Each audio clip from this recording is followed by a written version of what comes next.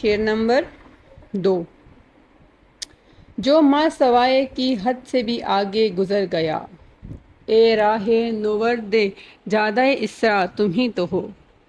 اب اس کی تشریح کی طرف آتے ہیں۔ عشق نظم کے شاعر مولانا ظفر علی خان ہیں۔ ان کی شخصیت کے کئی پہلو ہیں۔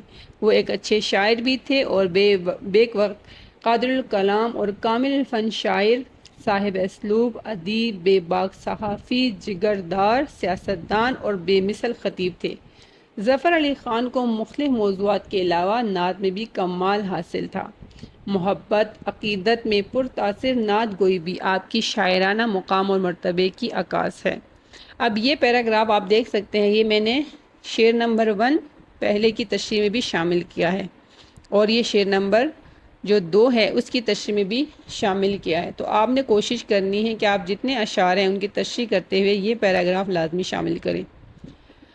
اب تشریح کی طرف آئیں۔ اس شعر میں شاعر کیا کہتے ہیں؟ نظم نعت کے اس شعر میں شاعر جو ہے، اس کی تشریح کی جائے تو شاعر کے مطابق یہاں ما سوائے کی حد سے مراد کیا ہے؟ اس سے مراد وہ حد ہے جو مخلوقات کے لیے مقرر ہے، یعنی تمام مخلوقات سے بہتر مخلوق اشرف المخلوقات انسان اور طاقت رکھنے والی دیگر مخلوقات جیسے فرشتے بھی اس حد کو پار نہیں کر سکتے۔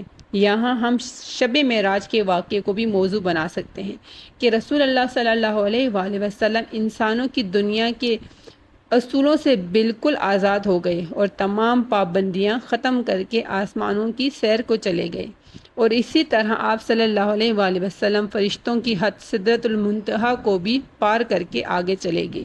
یہ مقام و مرتبہ صرف آپ صلی اللہ علیہ وآلہ وسلم کی ذات کو ہی حاصل ہے۔ یہ ہم پہلے مصرعے کی تشریح کر چکے۔ اب یہاں پر آپ کی آسانی کے لیے دوسرے مصرعے میں جو ایک فارسی ترکیب استعمال ہوئی ہے، راہ نورد، راہ مطلب راستہ، نورد ہے مسافر کو کہا جاتا ہے، جادہ کہا جاتا ہے راستہ، اسرا مطلب معراج کی رات۔ ٹھیک ہے، یہ یہاں پر معراج کی رات یا جو واقع معراج ہے اس کی طرف اشارہ کیا گیا ہے۔ اب یہاں پر حوالہ جات میں شعر میں نے شامل کیا ہے۔ ہوا معراج میں ظاہر کمال مصطفیٰ کا، خدا کے گھر بلایا یہ رتبہ مصطفیٰ کا۔ اب دوسرے شعر میں شاعر کیا کہتے ہیں کہ شاعر کہتا ہے کہ حضور اکرم صلی اللہ علیہ وآلہ وسلم وہ واحد ہستی ہیں جو ان حدود سے بھی آگے نکل گئی۔ راہ نورد جادہ اسرا سے مراد وہ راہی ہے جو معراج کی راہ پر چلتا ہے۔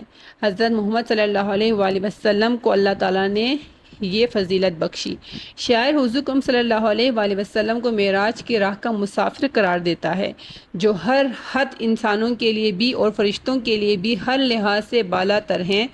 اس سفر خاص میں نبی کریم صلی اللہ علیہ وآلہ وسلم نے آسمانوں پر انبیاء کرام سے ملاقات کی، فرشتوں نے آپ کا استقبال کیا اور آپ صلی اللہ علیہ وآلہ وسلم کو اللہ تعالیٰ کا قرب عطا کیا گیا۔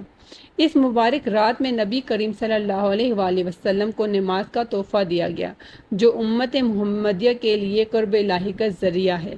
فرشتے نبی کریم صلی اللہ علیہ وآلہ وسلم کا استقبال مرحبا یا حبیبی کہہ کر کرتے رہے۔ شاعر کہتا ہے کہ نبی کریم صلی اللہ علیہ وآلہ وسلم کبھی مکہ کی گلیوں میں خاک پر چلتے تھے، آج وہ عرش عظیم پر یا عرش اعظم پر پہنچ گئے، جو آپ صلی اللہ علیہ وآلہ وسلم کی شان بندگی اور اللہ کی عطا کا مظہر ہے۔ یہ اشعار اس بات کا ثبوت ہے کہ نبی کریم صلی اللہ علیہ وآلہ وسلم سراپا رحمت ہیں، اللہ کے سب سے محبوب بندے ہیں، اور ان کا معراج انسانیت کے لیے عزت، علم اور عبادت کا راستہ روشن کرتا ہے۔